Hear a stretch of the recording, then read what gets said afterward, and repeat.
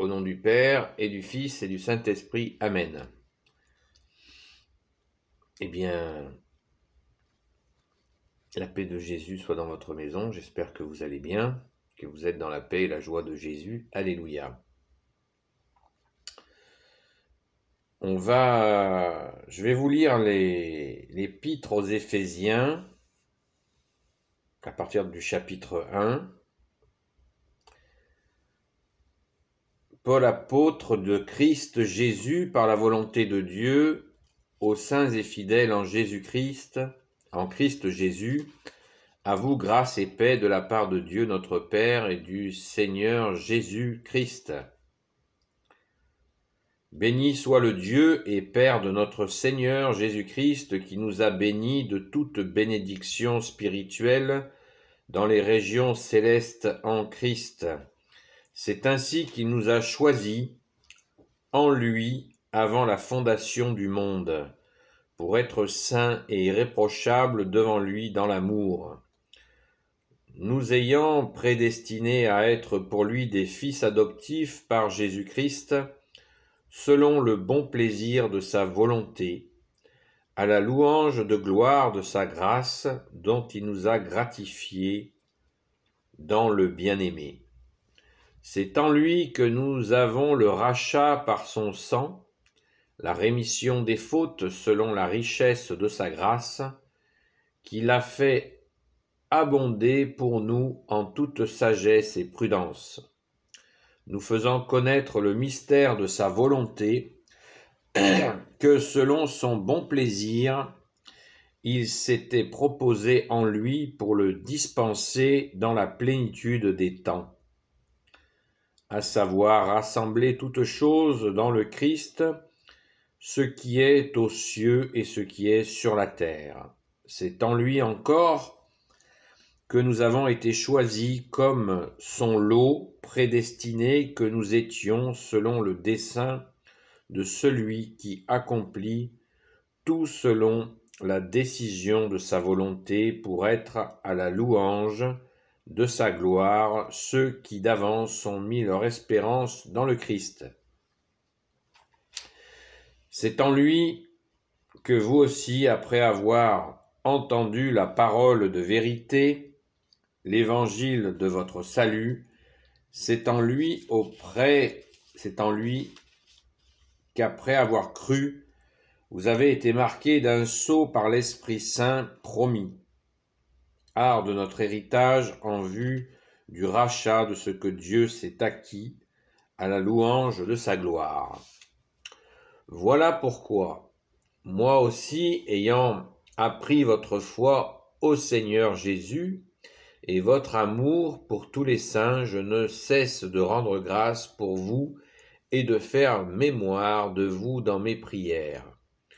Que le Dieu de notre Seigneur Jésus-Christ, le Père de gloire, vous donne un esprit de sagesse et de révélation qui vous le fasse connaître, qu'il illumine les yeux de votre cœur pour que vous sachiez quelle espérance vous ouvre son appel, quelle est la richesse de la gloire dont il fait hériter parmi les saints, et quelle est l'extraordinaire grandeur de sa puissance envers nous les croyants, selon la vigueur agissante de sa force,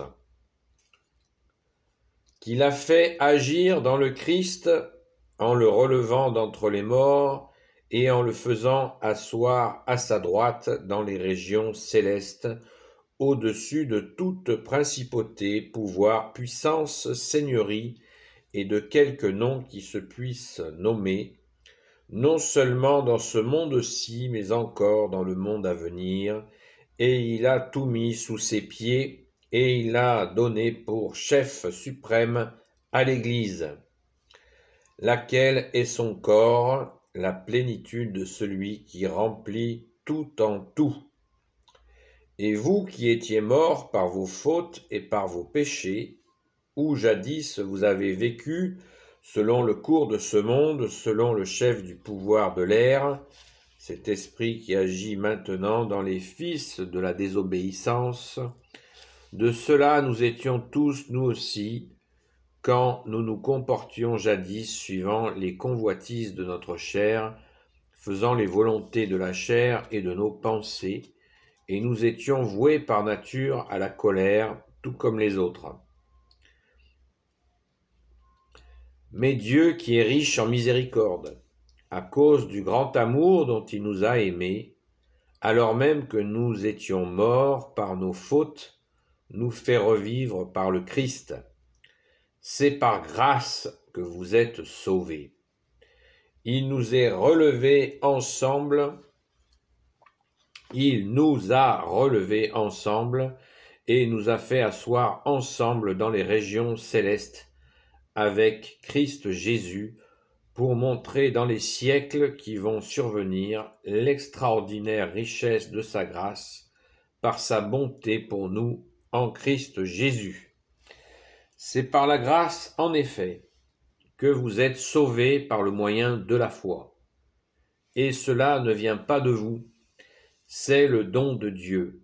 Cela ne vient pas des œuvres, pour que personne ne se vante.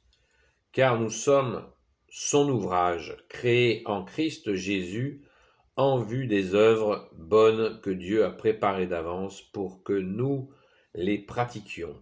C'est pourquoi, rappelez-vous que jadis, vous les nations dans la chair appelées incirconcision, par ceux qui s'appellent circoncision, dans la chair faite à la main, rappelez-vous qu'en ces temps-là vous étiez sans Christ, sans droit de cité en Israël, étrangers aux alliances de la promesse, sans espérance et sans Dieu dans le monde. Mais maintenant, dans Christ Jésus, vous qui jadis étiez loin, vous êtes devenus proches par le sang du Christ.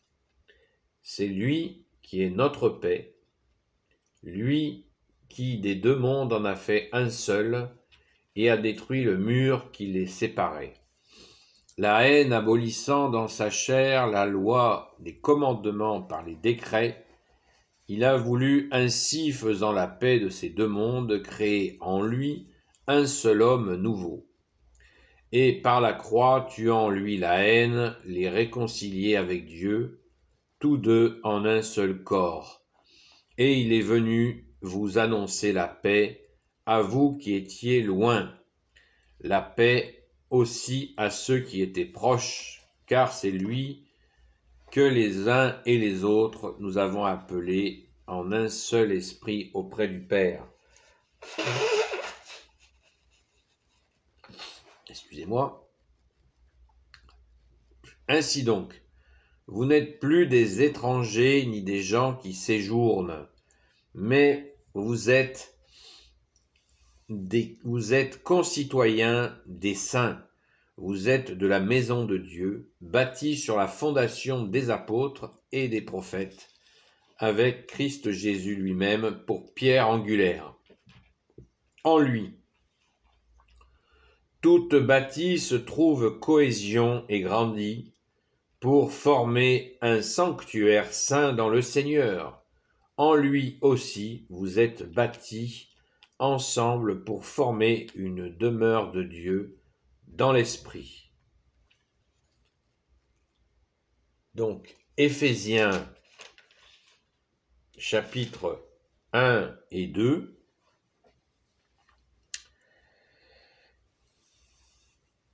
Au verset, toujours dans Éphésiens, dans ces mêmes chapitres 1 et 2, au verset, chapitre 2, au verset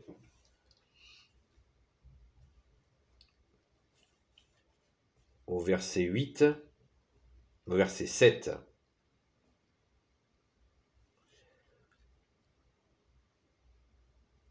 Pour montrer dans les siècles qui vont survenir l'extraordinaire richesse de sa grâce par sa bonté pour nous en Christ Jésus.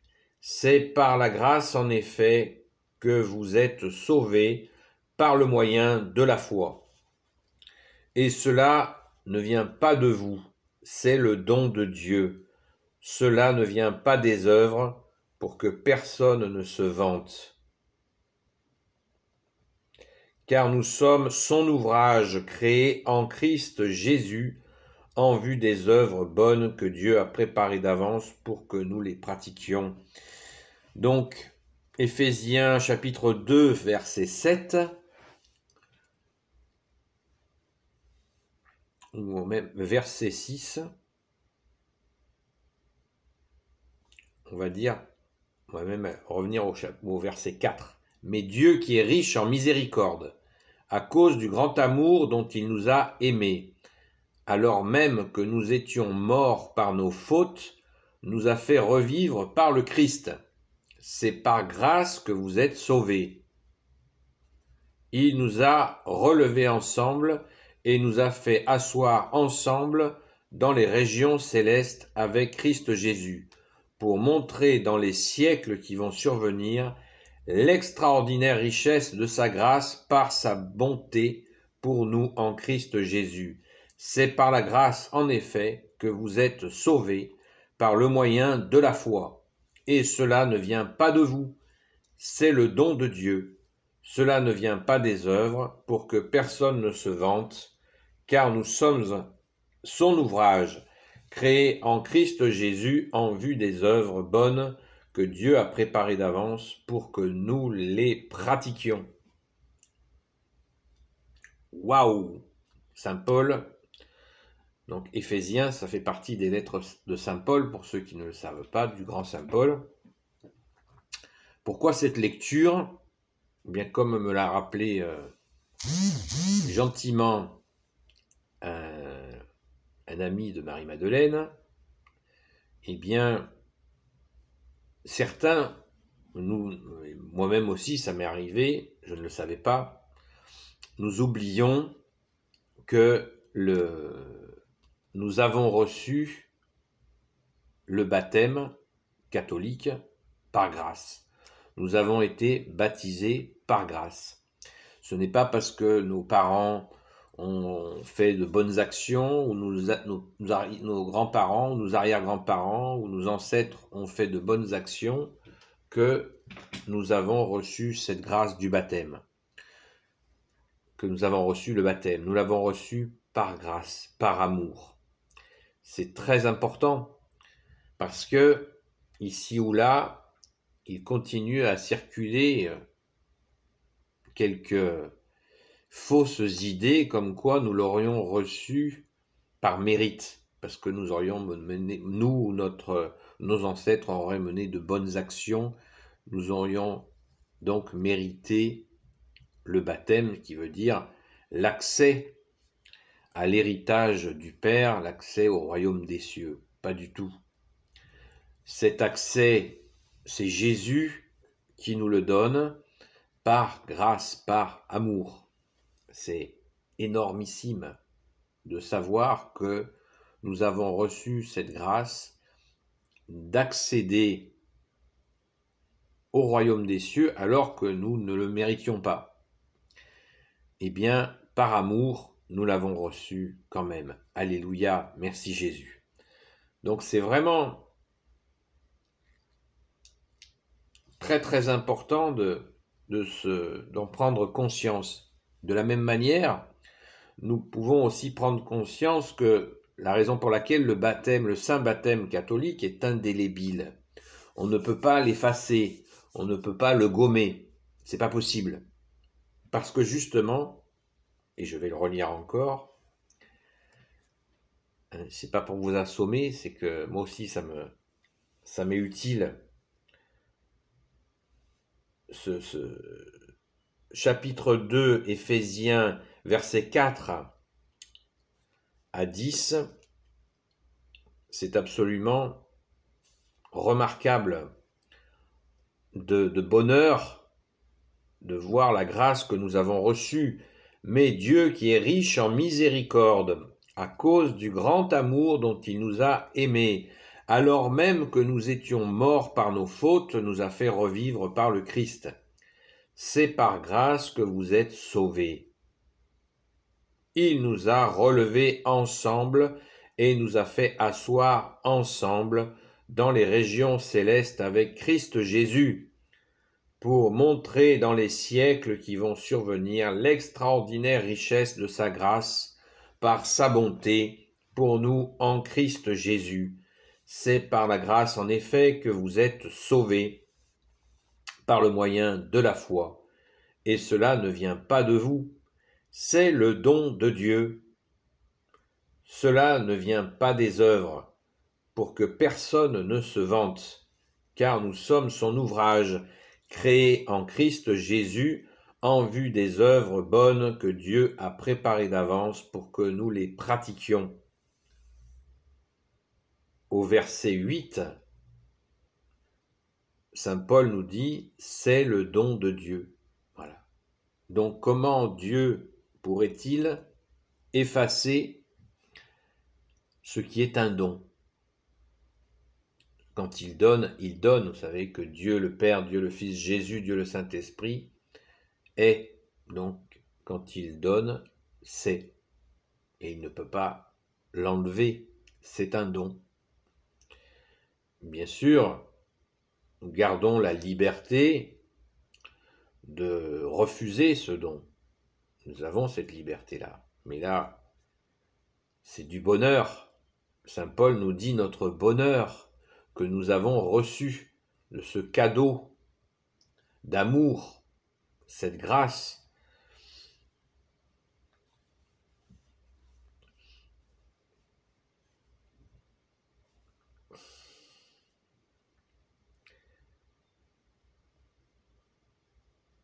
Car nous sommes son ouvrage créé en Christ Jésus en vue des œuvres bonnes que Dieu a préparées d'avance pour que nous les pratiquions. Donc, c'est un don d'amour et qui nous permet de pratiquer les œuvres de Jésus. C'est magnifique. C'est absolument magnifique.